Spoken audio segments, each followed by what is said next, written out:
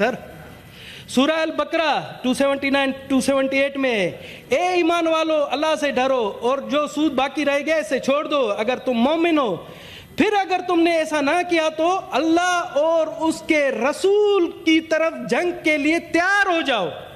سر اچھا اسی طرح ایک بہت خطرناک سر اسلام جنہوں نے اسلام قبول کیا ہے جو مسلم ہیں ان کے افعال ایسے ہیں تو میں کیسے اسلام قبول کروں سر؟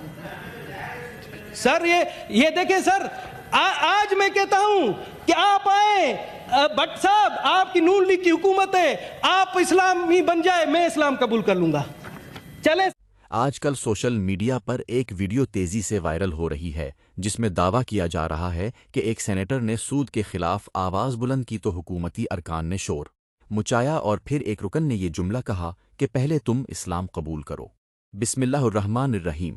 سود صرف ایک معاشی مسئلہ نہیں بلکہ اللہ اور اس کے رسول اللہ صلی اللہ علیہ وسلم کے خلاف اعلان جنگ ہے۔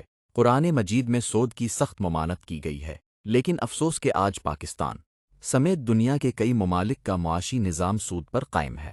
پاکستان ایک اسلامی جمہوریہ ہے جہاں آئین یہ تقاضا کرتا ہے کہ قوانین اسلام کے مطابق ہوں، مگر عملی طور پر سودی نظام آج بھی معیشت کا بنیادی حصہ ہے۔ اسی وجہ سے وقتاً فوقتاً پارلیمنٹ، عدالتوں اور عوامی حلقوں میں سود کے خاتمے کا مطالبہ اٹھتا رہتا ہے۔ سیاسی جماعتیں بھی اس معاملے پر بیانات دیتی ہیں، لیکن عملی پیش رفت بہت سست نظر آتی ہے۔